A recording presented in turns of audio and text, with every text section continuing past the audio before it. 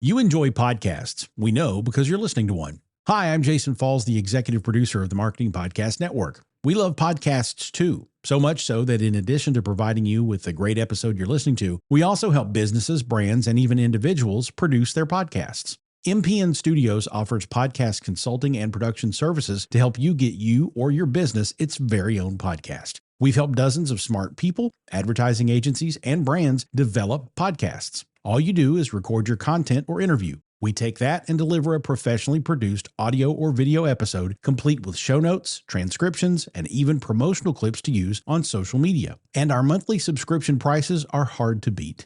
If you or your company are jonesing to have your own podcast to establish thought leadership, drive business leads, or just have fun talking about your business or topic of choice, we'd love to help. Learn more at marketingpodcasts.net/studio. That's marketingpodcasts.net/studio.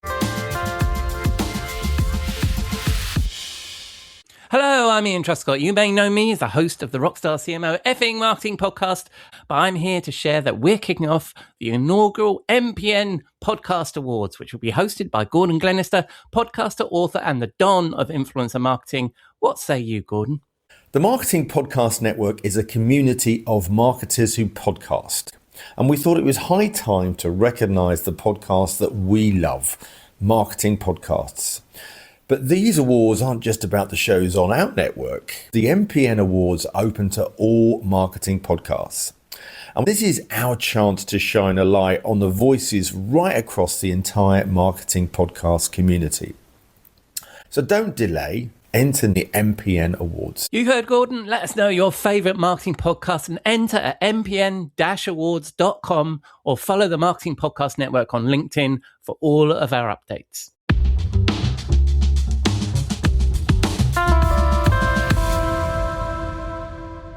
Welcome to Your Radiant Spirit, a space for the conversations and colors that help you see yourself more clearly. I'm Heather Eck, an intuitive artist and guide. And I believe your soul speaks in the ways the mind can't always put into words, through color, energy, and the stories your body holds. This show is where we explore those messages. Through personal stories, deep conversations, and creative insight, we'll uncover what's been hidden, release what no longer serves, and begin to imagine what's possible when you live in full alignment with who you're meant to be. What you hear here is more than inspiration, it's an opening, a chance to feel the shift that could change everything. So take a deep breath, open your heart, and let's step into today's conversation. Welcome back, my friends. I'm excited to share this bonus episode with you today. You're going to love this conversation with Sylvia. She's just a wonderful human in spirit, and we met through an online program, and I just love to follow her on socials. She's fantastic. I can't wait for you to dive in. Hope that you get to enjoy this bonus episode before the holiday weekend, and I hope that you are enjoying a nice long weekend. If you're on the road, safe travels, of course. Please don't close your eyes during any kind of meditation. Okay, a couple of things I want to alert you to going on in the studio. This month, in the month of May 2026, we are covering the color green. If you're not on my email list, please subscribe over at heathereck.com and I'll send you everything you need to know about the color green, including my latest paintings and how those green colors can help support your heart energy center. If you want to collect art, but listen, the economy, all the things that you don't have a big budget, I created a little something just for you. I've got the monthly Color Collectors Club. You get a 5x7 fine art print of this month's color painting delivered right to your mailbox via snail mail. That's right, I'm putting a stamp on an envelope and sticking it in the mail to you with a handwritten note, and that's just $12. So I hope that you hop over to heathereck.com to check it out. I'll be opening up some more spirit portrait opportunities as we enter into the summer months. As you probably know, if you've been following for a while, spirit portraits are one of my favorite ways to help you see yourself more clearly through color, art, and your beautiful radiant spirit. So if you follow me over on Instagram, pay attention over there. I'll be sending some more information out about this new process and everything that's going on with it. In the meantime, I hope you have a wonderful weekend. Safe travels, my friend. Enjoy the episode, and I'll see you next week. Well, I'm so excited to dig into your story. You have such an interesting birth story that led you to so much in your early years that is fascinating. You were born early. Mm-hmm. And then or prematurely, and then you had to go through a series of surgeries, which I'm sure was so hard on your family and hard on you. But I read that you were you were like looking down from above at your little baby body. And I would just love to hear your perspective on that and how that has shaped your early years and has started down the path of where you are today and the work you do today. Well, I believe as kids, like you don't really, you just take for granted that your experience is everyone's experience, and you don't also have language to communicate it yet. So I always just remembered, having the experience of like, oh wow, I'm down here now, but I remember being up there before, but I'm down here now, and I'm in this body this time, and I'm here with you this time, and just having this like remembrance, but this is new this time feeling. Mm-hmm. Um, and as I grew, I kept trying to explain that feeling to people, like, that feeling. But I don't have words for this yet, but I'm trying to explain it in my 4-year-old language. And they're Mm-hmm. just looking at me like I have lost all my marbles. And of course, they ultimately say, no, I have no idea what you're talking about. And it was very, I guess, isolating in a way, like simultaneously feeling like, oh wow, I must be weird, or I'm not smart enough to communicate this. I don't know. Maybe I'm making it up. So just like so many layers of like self-gaslighting, I guess, Mm. and turning it into a more disparaging take on myself, like the personalization of that experience. So I was very heart forward, very sensitive as a child, but also extremely introverted and shy because I didn't have um, really somebody who could just say, "Oh yeah, totally, yeah, I get it," Mm. or "This is this and that is that," and I didn't have that. So yeah, Yeah, I'm sorry about that. That's tough. I remember being a really shy kid too. My parents would always say, "You're so shy, and all these things." But as I think as we've grown up, you have your own podcast, you're launching these amazing programs. I think back to that time in your childhood that it wasn't necessarily that you were shy, it was that you just didn't have the vocabulary or I would say, the audience of people who would support that conversation.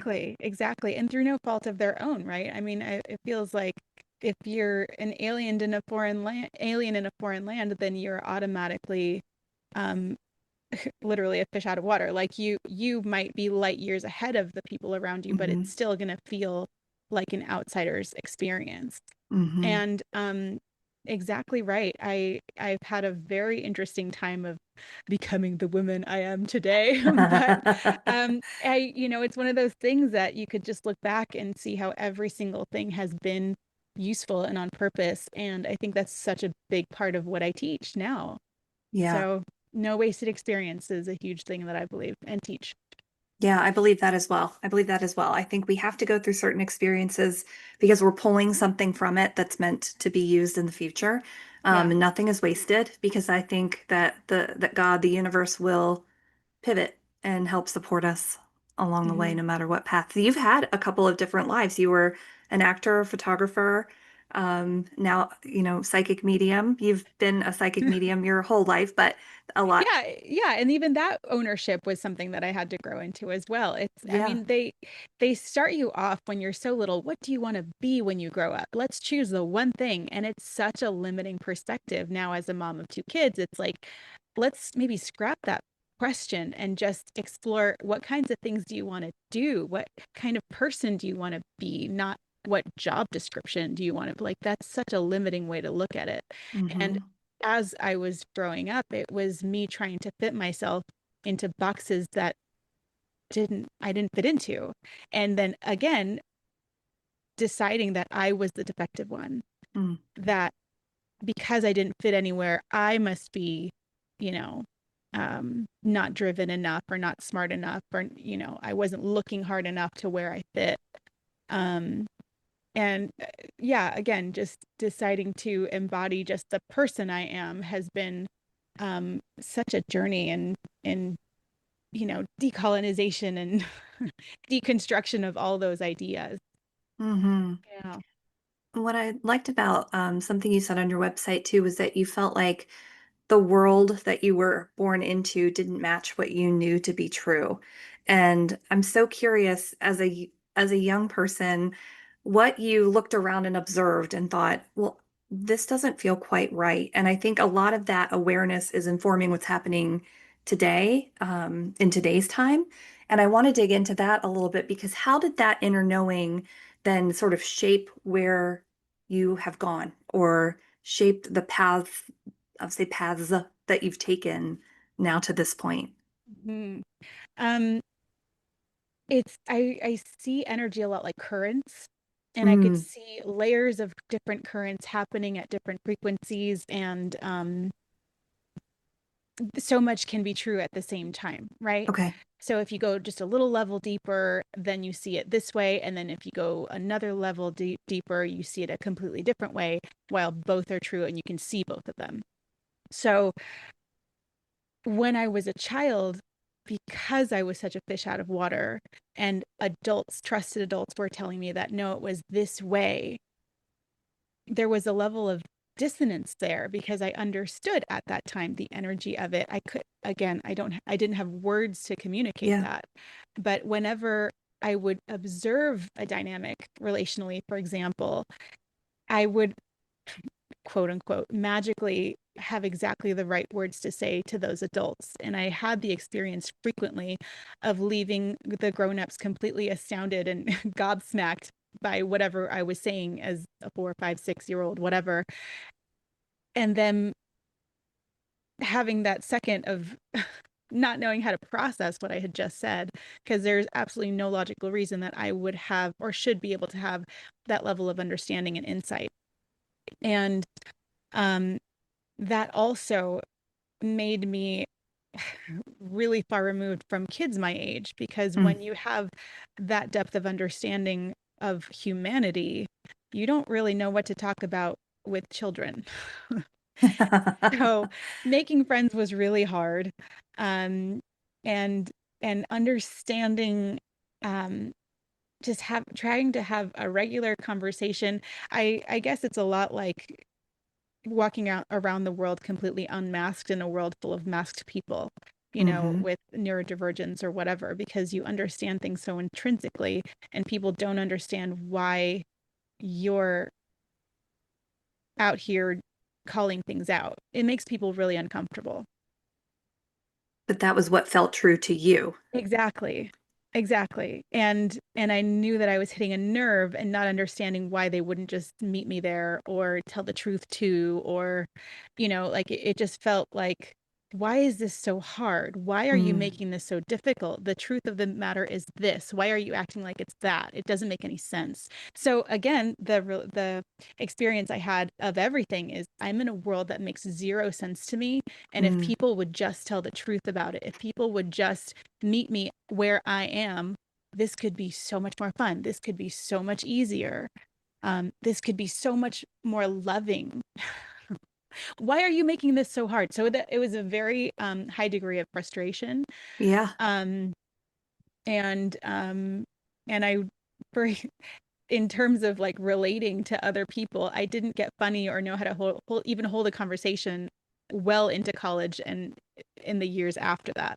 Like my boyfriend at the time, who is actually now my husband, like I remember him having to have coaching sessions with me, like, okay, Sylvia, if you don't say anything, people are going to think you're kind of bitchy. And I know you're just shy, but the way people operate is that if you're not interested in what they're saying and you're not curious and you're not asking questions, it just feels like you're just stuck up.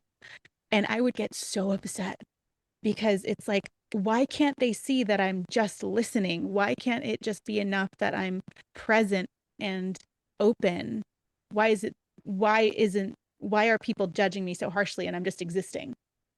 And I Mm. think that that experience of being judged harshly while I'm just existing is like the universal experience for all of my life. People really can't handle my energy unless they're ready for it.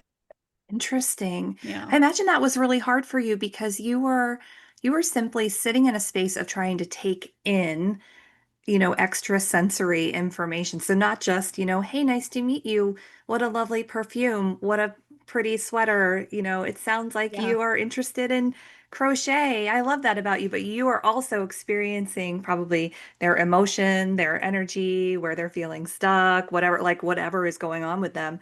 And you're trying to absorb it all or observe it all, but And make also, sense of it. yeah. Yeah. And also the layer of also trying to come up with something that they would think is an interesting thing to say and something that they would think is an appropriate thing to say. And when do you say it? And when do you chime in? And what kind of questions are okay to ask? Because definitely don't ask the true questions. You have to like ask the politically correct, societally accepted surface level, how's the weather? And I didn't know how to do that. Mm. Uh, that was really hard. That sounds really hard. Like, and it sounds like your husband now was helpful to you in trying to trying to pull that along a little bit. After I got over the triggers, yes, it was Yeah. very helpful. God bless the triggers, right? Yeah. At what point did that start to shift for you where again, doing the work that you do now? I think my parents are totally shocked that shy little Heather, who would never even go ask for ketchup at McDonald's, Same. now has Going up a to the counter. Are you kidding? No freaking way. no friggin' way. Never ever would I ever. And now, having conversations with people and recording them. What is that even about? Like, Who even are you now, Heather? Jeez same, Louise. same. Yeah, right? Like, at what point did that change for you? Because you do the same. You have these incredible conversations with people, and I think you speak truth and you help people speak truth. Like you Thank obviously you. that has served you well, but at what point was it like the switch flipped? Yeah, well, I would say it's more of a dimmer switch actually, because Mm, I feel I have always made my decisions from a soul level place. I it took me a lot to sift through all the shoulds and whatever to get to that place as I went, and definitely had some foolhardy decisions as well. But even back then, like in high school, I did theater. I decided to major in theater at USC. That's what I did at school. Um, After that, I worked at a sales job selling medical programs at a vocational school. And really, it was every single deepening of the layer of the lesson on how to be myself, how to be around mm, people, how to um, be in the world and be with the energy. And it's interesting that I'm literally putting this together as I'm speaking to you, because in theater school, you try on other people, right? You use your senses in order to try on the experience and the energy of another human. mm-hmm, And in the world, that's not how it is. You might make your own characters of yourself, but it's still you creating your version of self that you present out to the world. So it's a mm-hmm, very like a fitting room situation where you try things on and you see how you present. In my sales job, I had to experiment with how much of myself to show and how much of myself to be there to relate to other people. There was no character for me to play. There was no script that they gave me. But I did have numbers to hit, and that was stressful. One mm-hmm. of my jobs, of course, was cold calling, which if you're afraid of going up to the counter to ask for ketchup, cold calling is a death sentence, Yeah, right? So then yeah. there's that. You get people to come in and do a tour of the campus, which suddenly it's your job to establish connection quickly, to figure out where they're coming from, where they're at in their life, why this medical program is the right fit for them. And also now you have to do an entire freaking tour of the campus. Go. Mm-hmm. So I was like, great. That's terrifying, but it's my job and I'm a Uh-huh. big girl now, so I'm going to do it. And that experience of just getting out there and doing it is what allowed me to figure out what it means to be myself all the way. Because at that Mm, point, it was such the volume of times that I was exposing myself to a random stranger. I mean, you can't not figure out who you are and how much to care and how to move on. So mm-hmm. I was doing at least 3 tours a day with all of these appointments. And I was getting so bored with saying the same stats in the same classrooms, and then we're going to make a left here and we're going to go so and so's classroom, and this is this and that is that. I started entertaining myself by saying things in a funny way or connecting with people. Oh, if I say this pings here. If I say it like that, they laugh. Huh. And then if I present this way, they feel heard and understood. Mm. So it was this muscle that I was training because I was so bored that suddenly I was funny and I wasn't caring about what they thought I should be saying and how they were receiving. My focus was just in speaking and letting the energy flow through. And I hadn't had that experience ever. So where before I was so paralyzed by what I should be saying and how they thought, they thought I should think, feel, speak, act, all of a sudden it was like permission to not care so much. And that, even though I could never say in a corporate environment, it killed my soul and in a big way. It was such a pivotal part of my development. Like, so grateful for that experience. Absolutely. I'm listening to you and I'm just kind of blown away because we have so many similarities in our backgrounds in what we did, because I also did drama and musicals in school. And I didn't do sales, but I did collection. So I had to cold call people to let them know their bills were past due. And I also gave tours and in college So campuses. funny. I know.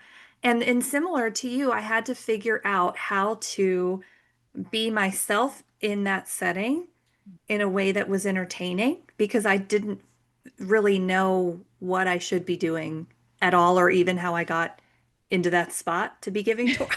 Yeah. I didn't really even understand that. But I also spent so much time in corporate that I would wake up in the morning and I'd put on a suit, and it was a soul crushing thing day by day that I would have to listen to Eminem in the car to pump myself up to go in to the building. But I'm so thankful for that time because it taught me so much about myself and so much about how to be in business for myself and all of these different things that I think about, like Moses being on the side of the mountain for 40 years. Like that time was not wasted. Yeah. But man, did it suck while I was in it. Yeah, you're in the trenches. That's for Yeah. sure. And when you're in the trenches, it's not like you have this divine understanding of the why behind everything. It just feels like it's just hard and the slog is real and it's never going to end. Yeah. And that perspective has really helped how I move through any challenges in the present tense, because I'm like, okay, I don't have to know or understand why or how this is going to be used, but I know that I have the skill, at the very least, at the most minimum assessment of the situation. I know that I will be able to turn this into something useful Yeah. down the line. Yeah, absolutely. Yeah. Okay, so I want to ask about two things. You say that in 2017 you had to come out of the spiritual closet, and I want to know what that experience was like for you. And then I also want to ask about when you became a mom, because I think there's so many lessons rolled into that. And for women, I believe that they're at their most spiritual when they get their first period, when they're pregnant, and when they enter menopause. Those are like key moments in I our hadn't lives put when that we one amplify. together. I believe that, and I hadn't put that into my system because, okay, I'm just having moments over here. Okay. You mentioned period, and I didn't have any kind of spiritual frame of reference back then. And I also, my daughter's 10, so it's on the horizon. And I'm like, oh, this is an opportunity. So thank you, Heather, for that, because I Sure. hadn't put those things together. Thank you for that. I can't speak. I don't have any experience to to give to that one, but I started this whole spiritual exploration like pretty hardcore back in 2012. I had a few family members pass away, and I felt them guiding me to different classes and books, and ultimately to my first psychic mentor, which is amazing how just the timing of everything. But so that was 2012. I became a mom in 2015. And at that time, I had a working relationship with spirit. I had, my signs and symbols and coincidences, and I was doing readings, but very closeted, very secretively, in circle, for example. But it's not a part of my life that really I had anybody to talk to. My friends at the time weren't into that kind of stuff either. I had one sister friend who, of course, I'm still friends with now, but yeah, just it wasn't a huge part of my life yet. And when I became a mom, it was like the thing that got me through labor, first of all. Even though I was terrified, I still I could in real time see how I wasn't fully embodied in it and trusting it. I often talk about the contrast between labor in 2015 versus with my son in 2020, because 2015 I was terrified. The whole thing, it was scary. It was 3 hours of labor with 20 minutes of pushing. It was so intense and out of nowhere. And I just remember feeling in the middle of it, tensing every single muscle in my body at the very exact same time, holding on to everything for dear life, and simultaneously calling in my grandma, calling in my guides, like, angels, come help me get through this. But Oh my gosh. also being so pissed off because it's like, this is not how I practiced it. This is not how I practiced it. This is not, and just so much resistance and fear. Cut to 2020, where it was so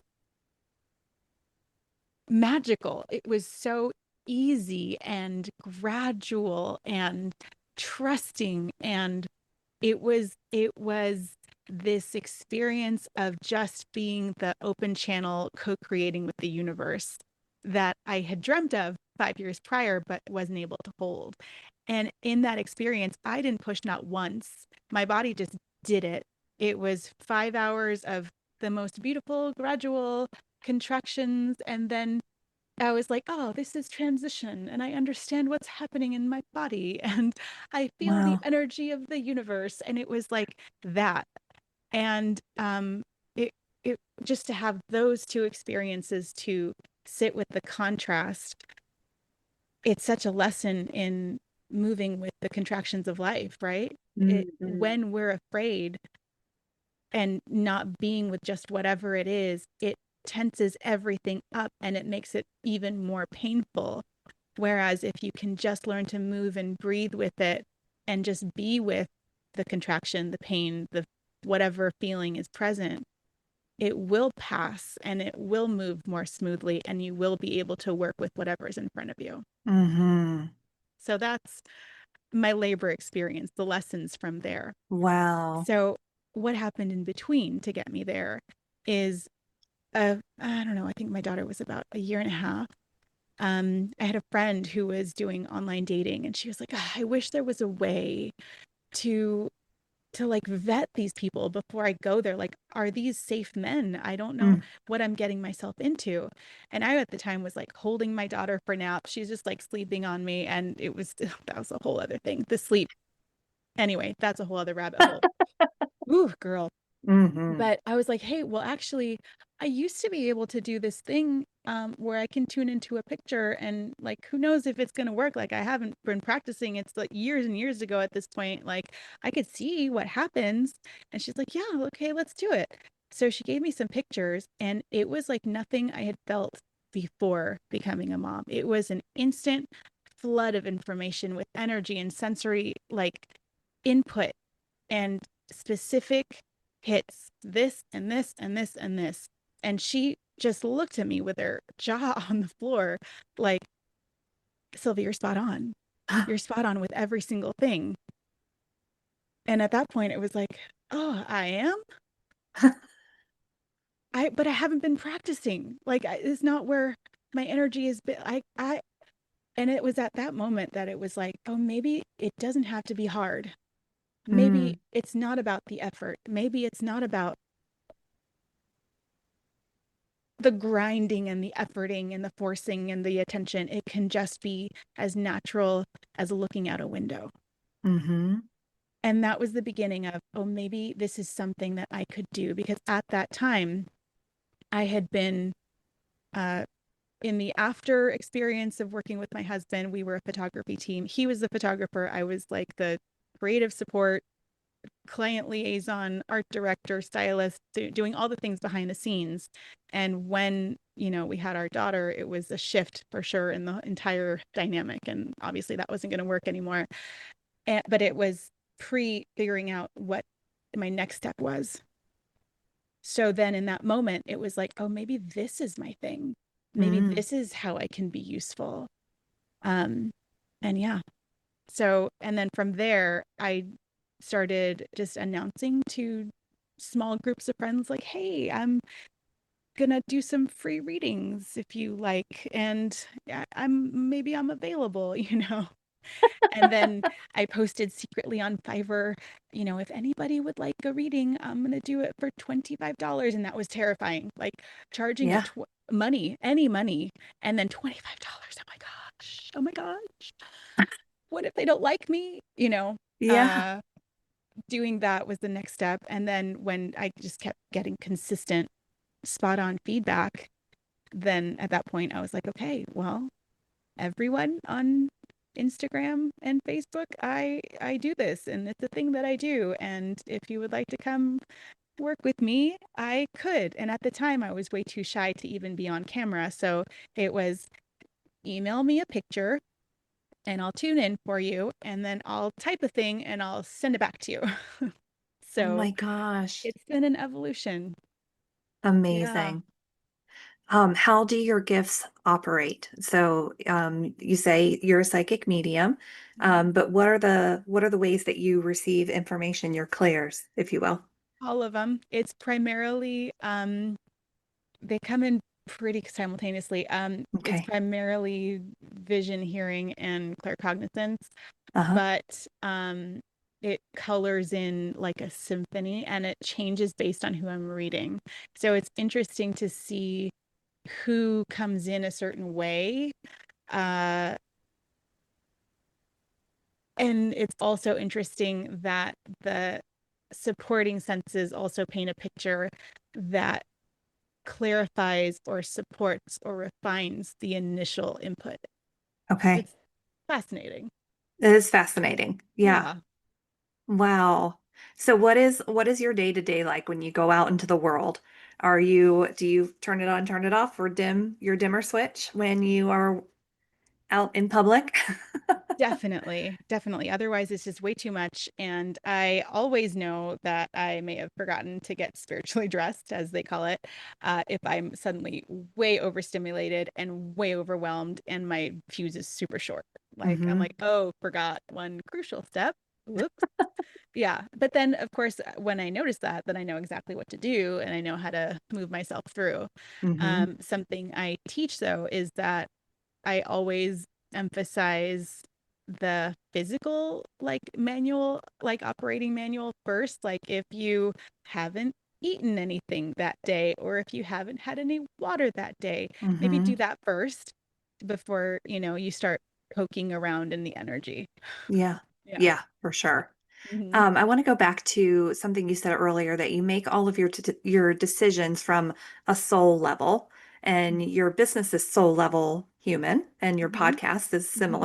Yeah. similarly named. So tell us about what that means for you at to operate from a soul level.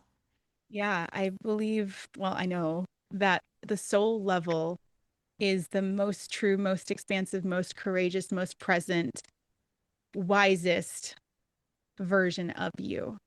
And from that level, we can cut through the noise of the shoulds or of expectations or fear that are so prevalent in just being a human, being in the Yeah. 3D. So whether that's from ourselves or from our parents or from society, like we don't even have to know where it's coming from. There are so many layers of distortion and noise that if we know how to do it, it's so much easier to go in soul level, connect to the soul, so that you could at least get a glimpse of understanding, or at least fill yourself up with that level of energy so that you can figure out what's true for you, and finding where you fit, or finding the peace in wherever you are, is so much easier. Mm. In the way that that first version of labor was so terrifying, it was very much a 3D version of labor. This is Mm. scary. This is hard. And I'm going to control the shit out of it by hanging on to this bed for dear life. And I can't control anything, but I'm gonna try, you know? Yeah. Whereas the second version of labor was so much more soul led, because there was a layer of presence and surrender simultaneously, which I think Mm. is not an easy thing to hold, um, because this world is scary and there's many things that could go wrong. Mm-hmm. But it doesn't mean that we are in control of anything, truly, Really. just where we are and how we choose to respond. Yeah. So, yeah. I love that, this something on your site, you said it was like the chaos is your cue, Mm-hmm. right? And I imagine, I think for so many of us, 2020 was like a huge divine timeout, and a lot of people departed the earth. They were like, peace out. I don't want to do this. I think we've seen so many people step into their spiritual gifts and step away from the 3D. So, as somebody who's connected in the way that you are, what are you seeing now in the time that we're in, that is an opportunity for us to become more connected to our souls? Like, I really want to dig into activism and spiritual responsibility, and this idea that once you know what you know, you can't unknow it, right? Yes. Yes. A really frequent conversation that I'm having with clients, and with also just random people on the internet, that I'm just like dropping in some wisdom and soul hints everywhere I go, right? Yeah. The the big question is this wrestling with what is my role in this? Because so much of the spiritual space has been dominated by uh well, if they're suffering, it's their soul contract, and who am I to interfere with their soul contract? And I've had to sit with all of these too, right? Like we were taught one way before 2020, and this is how it was, and just love and light and good vibes all day. And it's really so much deeper than that. I think before everything, it was so much easier to dismiss what other people's experience was on the planet, because you Mm. could just turn a blind eye and could just turn off the TV. But now it's in our faces daily, several times a day. And it's impossible to not acknowledge that it exists, number one. And so, with the law of one, if we are all connected, then we are automatically feeling the effects of everything happening, because there's no separation. If it's Mm-hmm. happening to them, it's happening to us. Physically, if it can happen to them, it can absolutely happen to us. Mm-hmm. So integrating those two layers of the story is so important. And then, as to how each of us can interact or make something better, that's where it comes down for me to the soul level Mm. guidance system. Like, every one of us has a different job. And if we're busy micromanaging somebody else's soul path or job, then we're not doing our work. And we're also draining our own energy and their energy as well. So if Mm-hmm. we want to show up the most powerfully, then we need to keep our own eyes on our own freaking paper, and tune in and follow freaking directions and do something. It's not enough anymore to just be in the love and light. I'm just going to send them thoughts and prayers, because we're seeing in real time that thoughts and prayers by themselves don't work. Right. If they did, this would have been solved back in Columbine, right? Right. That before any of the wars, like, this would be a shiny, happy place already. And it's not. Yep. So I think it's very clear that there's been an imbalance that we have allowed by people deciding that their thoughts and prayers or energy or good vibes are enough. because ultimately we have allowed the present tense to be the way it is, period. Mm-hmm. We've allowed it. And so when we think about where we are today, um, it feels like the only way we would be able to unwind any of this is if everybody tunes in to their actual role and responsibility in today's world, right? Yeah. Yeah. I think a lot of people are doing it accidentally, Mm-hmm. unconsciously. I think there's so many people getting out there and doing what they feel guided to do without necessarily calling it that. And I Mm-hmm. think that's fantastic.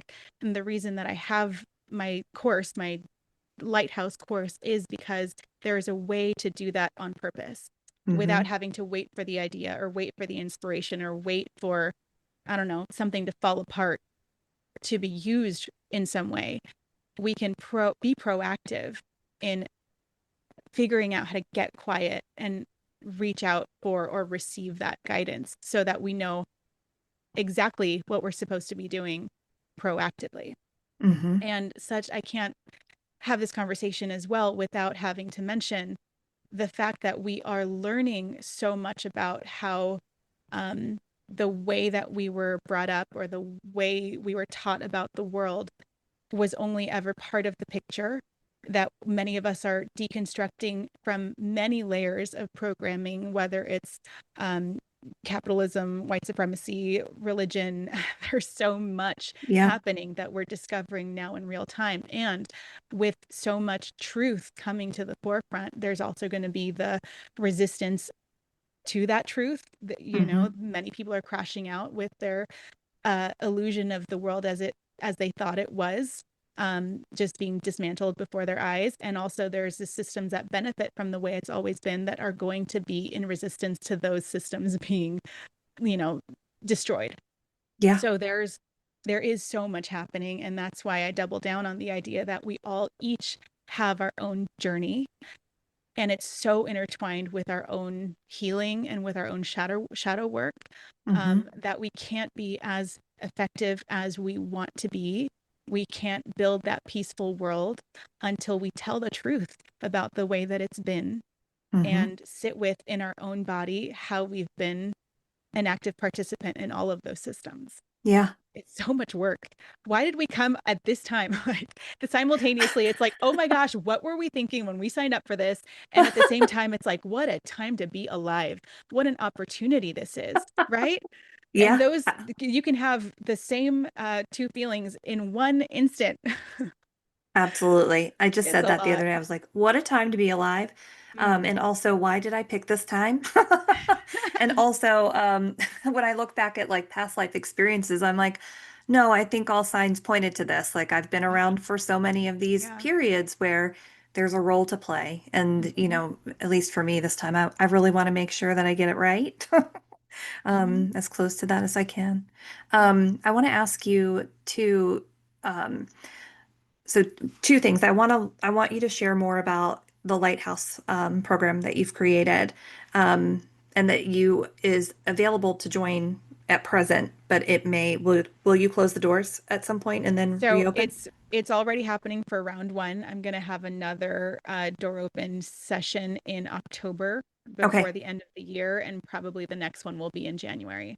Okay, great. All right. So start, I guess, just tell us about Lighthouse, and then I'll ask you my question after that. Yeah. So I did the first round of Lighthouse back in 2019. My guides have been on my case to teach regular people how to do this Okay. for their own lives, like not just for psychics, not just for healers and mediums. This is important just as a human.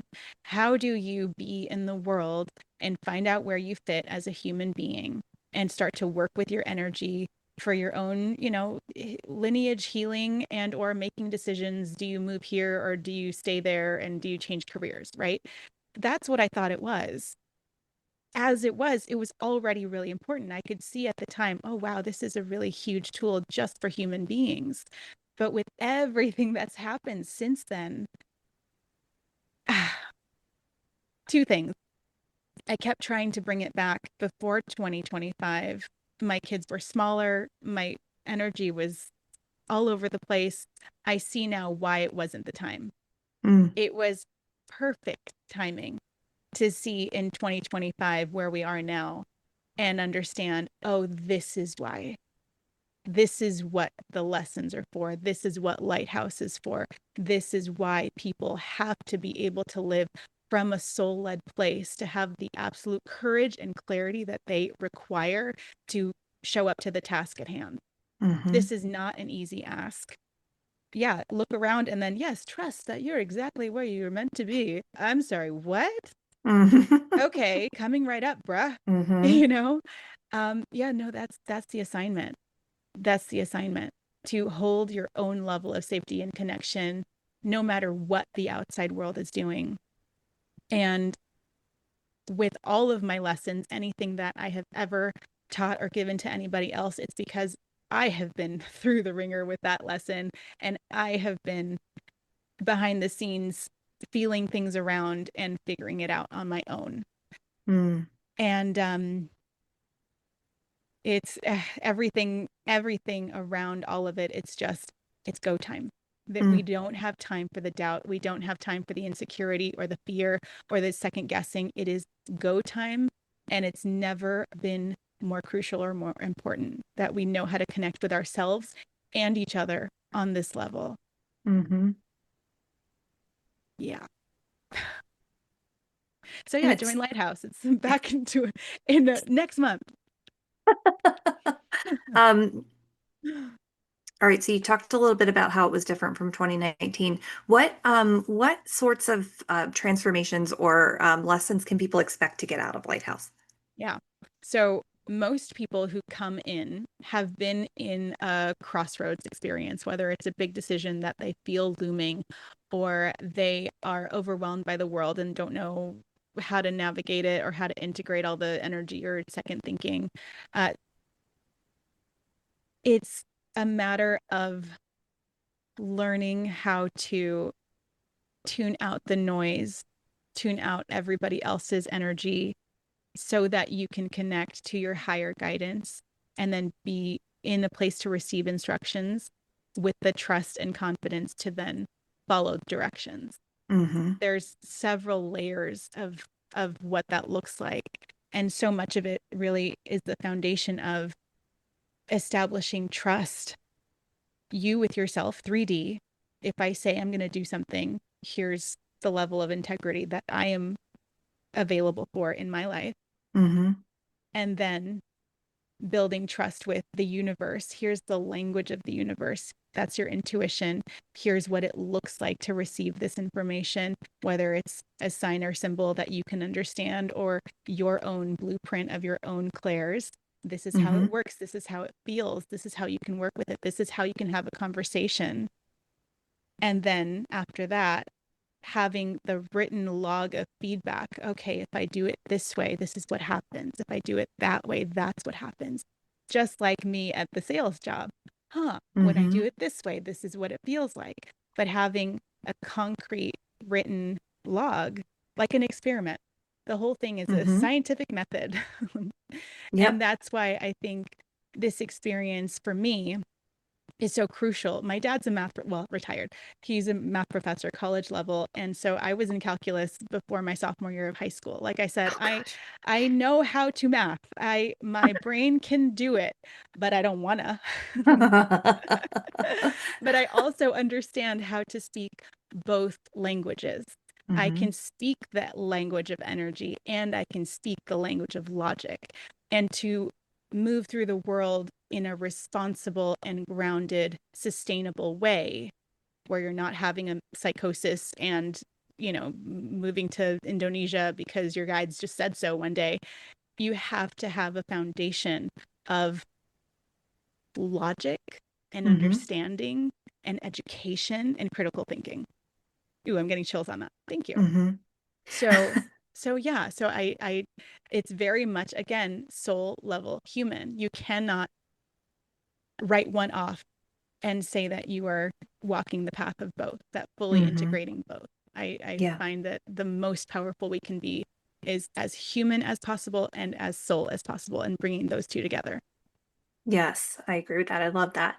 If for people who are listening now who are are wondering where to start, what's like one thing that they can do today to connect more to that soul level? I would say giving yourself 5 minutes to slow the world down and do a systems check, which looks like, what am I thinking? Like, what is the predominant like loop of thought that's happening in my brain right now? What am I feeling? What emotions are happening? What does that feel like in my body? Am I tense here? Am I tired? Am I thirsty even? And doing whatever time in 5 minutes is still left over after that, just doing a dump of anything that's happening in your mind or your body or your emotions. If you have a song stuck in your head, write it down. Literally everything, write it down. And even that level of pause on the outside world, just turning some attention to your inner world, will be enough to start showing you where the gaps are between where you exist and where the outside world starts.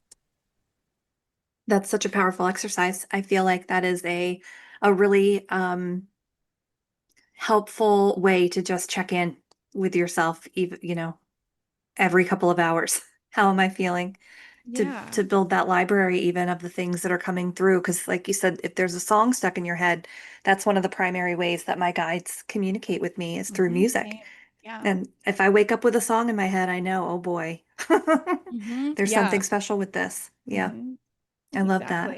Exactly. Oh, I could talk to you for hours and hours, but we're out of time. Likewise. So please tell us where we can find you online and how we can connect with you or join Lighthouse.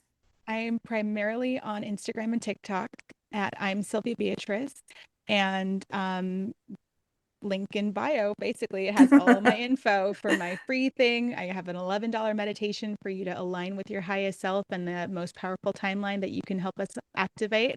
All of us light workers around the world are already doing this work to heal ourselves and connect with the earth and connect with our guides. And that level of commitment is only expanding. The more and more people that we can get to just slow down and just hold that intention is enough to start beautiful, beautiful things. Amazing. Well, thank you so much for being here with me today. I loved chatting with you. Thank you, Heather. And It's you been are such a great. lighthouse. So thank you for all the work that you're doing. Thank you. I really appreciate that. Thank you. Thank you for joining me today on Your Radiant Spirit. Every conversation here is an invitation to go beyond the surface, to listen to what your soul has been whispering, and to step into the life you've been longing for. If you're ready to go deeper, to work in a way that's personal, creative, and profoundly transformative, you'll find ways to connect with me in the show notes. Whether it's through art, a guided session, or a fully immersive journey, you'll discover a space where your truth is seen and your next chapter begins.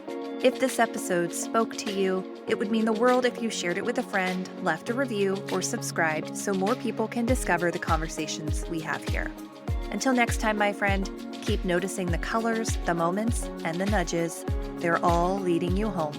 And for now, take a breath, hold on to what resonated, and carry it with you into the rest of your day. Thanks for listening.